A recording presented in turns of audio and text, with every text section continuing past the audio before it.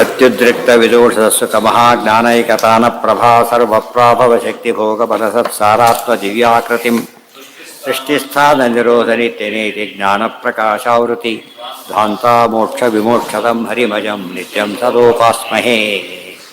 ಇದೇ ಗ್ರಂಥನೇ ಮತ್ತೆ ಪಾಠ ಹೇಳೋದಕ್ಕೆ ಹೊರಟ್ಬಿಟ್ರೆ ಕೇಳೋದು ಕ್ಲಾರಿಟಿ ಜಾಸ್ತಿ ಇರುತ್ತೆ. ಎಲ್ಲ ತಲೆಯಲ್ಲಿ ಕೂತಿರೋದ್ರಿಂದ ಏನಾಗುತ್ತಾಗ ಬರುತ್ತೆ. ಬಂದು ಅಲ್ಲೇ ಬರ್ತೋಗ್ಬಿಟ್ರೆ ಹೋಯ್ತು.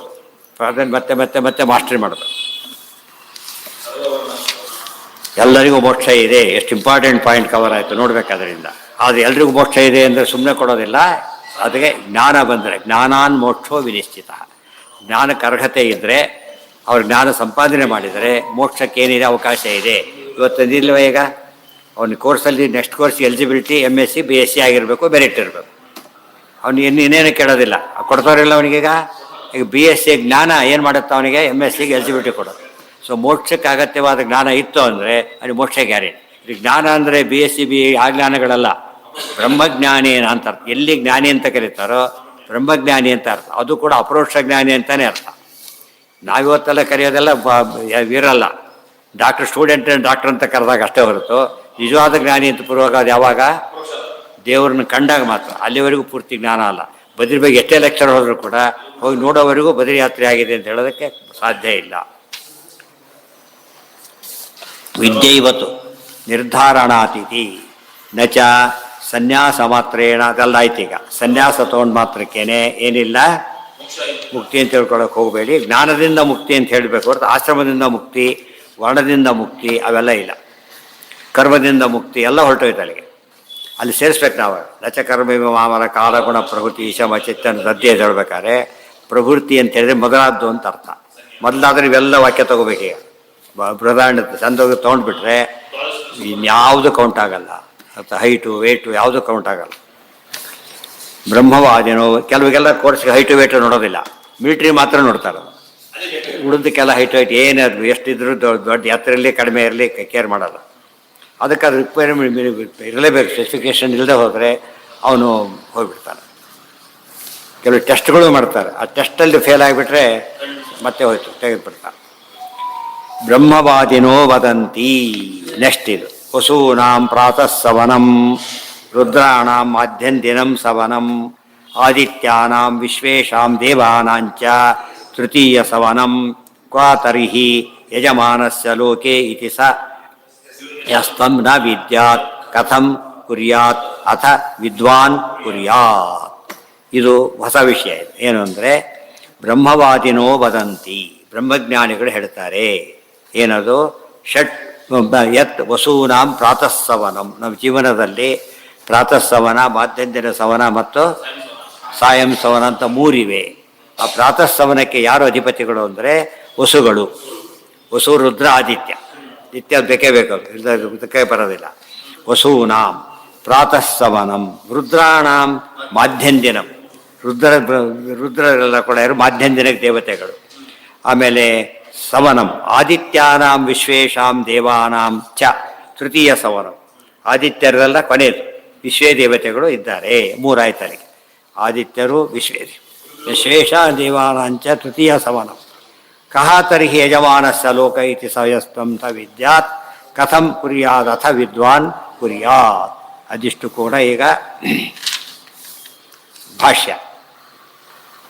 ವಸುರುದ್ರ ತುಂಬ ಇದೆ ಉಪನಿಷತ್ತು, ಅದನ್ನೆಲ್ಲ ಓದ್ತಾ ಇಲ್ಲ. ವಸುರುದ್ರಾದಿತೇಯೇಷು ವಿಶ್ವೇಷು ಸ್ಥಿತಮೀಶ್ವರಂ ತನ್ನಾಮಾನಂ ಹರಿಂ ಮಂತ್ರೈಃ ಲೋಕದ್ವಾರಾದಿಭಿಃ ಪ್ರಭುಂ. ಈ ಆಚಾರ ತಾವೇ ಸೋರಿಸ್ತಾರೆ. ಒಂದು ಸ್ಟೇಜ್ ಅಷ್ಟು ಸಾಕು.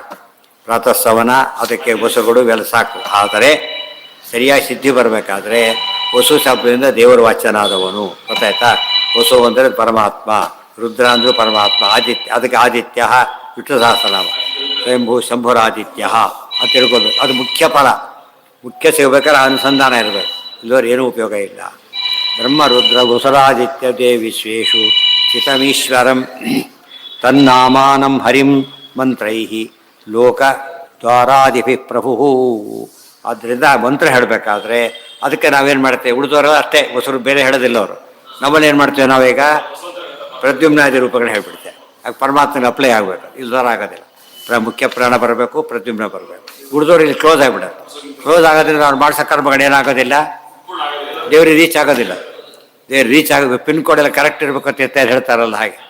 ಅವ ಸುಲಭವಾಗಿ ಡೆಲಿವರಿ ಮಾಡದೆ ರೀತಿ ಮಾಡಕ್ಕೆ ಬರೋದಿಲ್ಲ. ಆದ್ದರಿಂದ ಪ್ರತಿಯೊಂದು ಹಾಕಬೇಕು. ಹಾಂ,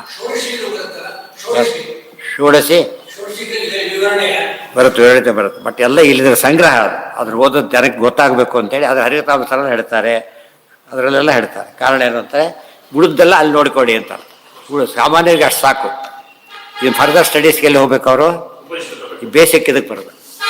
ಇಲ್ಲಿ ಡೀಟೇಲ್ಸ್ ಎಲ್ಲ ಹೇಳಿದ್ರೆ ಮತ್ತೆ ಈಗ ಗ್ರಂಥ ಆಗಿಬಿಡುತ್ತೆ ಅದು.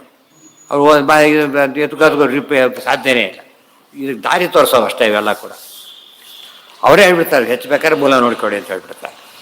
ತನ್ನಾಮಾನಂ ಹರಿಂ ಮಂತ್ರೈಹಿ ಲೋಕದ್ವಾರಾಧಿಪೆ ಪ್ರಭು. ಲೋಕ ದ್ವಾರ ಇವೆಲ್ಲ ಅರ್ಥ ಮಾಡ್ಕೋಬೇಕು. ಪ್ರಾರ್ಥಯಿತ್ವ ದಿವಂ ತ್ವಜ್ಞೋ ಜ್ಞೋ ಮೋಕ್ಷಂ ಪ್ರಾಪ್ನುಯಾತ್. ಈ ರೀತಿ ಇದ್ದಾಗ ಅಜ್ಞನಾದವನಿಗೆ ಅಷ್ಟಷ್ಟೇ ಪ್ರಯೋಜನ, ಅದು ಜ್ಞಾನಿ ಆದವರು ಮೋಕ್ಷ ಪ್ರಯೋಜನ. ಅಂದರೆ ಸಾಧನಾ ಪಕ್ಷ ಮಾಡೋದು, ತರ್ಪಣ ಕೊಡೋದು ಕೂಡ ಯಾವುದಕ್ಕೆ ಕಾರಣ ಆಗುತ್ತೆ, ಮೋಕ್ಷಕ್ಕೆ ಸಾಧನ ಆಗುತ್ತೆ. ಅನುಸಂಧಾನ ಇದ್ದರೆ ಮುಕ್ತಿಗೆ ಸಾಧನ ಇದೆ. ಇಲ್ಲದೆ ಹೋದರೆ ರಾಜಸೂಯಾದಿ ಯಜ್ಞ ಮಾಡಿದ್ರೆ ಏನೂ ಉಪಯೋಗ ಇಲ್ಲ. ಮಿನಿಮಮ್ ಉಪಯೋಗ ಅಂತ ಕರೆಯೋದಿಲ್ಲ.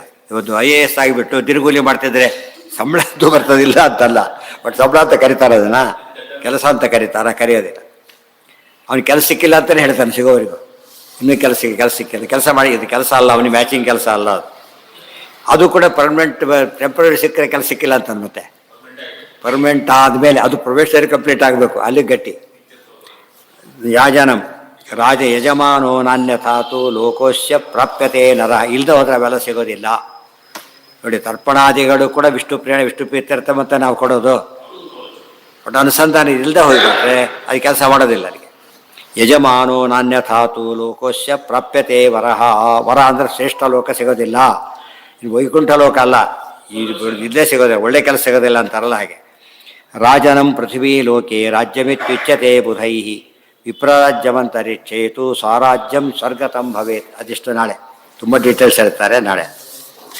ಸರ್ವೇಂದ್ರಿಯ ಪ್ರೇರಕೇಣ ಶ್ರೀ ಪ್ರಾಣಪತಿನೇರಿತ ಯದವೋಚಮಹಂ ತೇನ ಪ್ರೀಯತಾಂ ಕಮಲಾಲಯ. ಅದಕ್ಕೆ ಆಚಾರ್ಯ ಕೂಡ ಅದನ್ನ ಹೇಳ್ಬಿಡ್ತಾರೆ. ಎಷ್ಟೋ ಸರ್ತೆ ಮನನ ಮಾಡೋಕ್ಕೆಲ್ಲ ಟೈಮ್ ಇರೋದಲ್ಲ.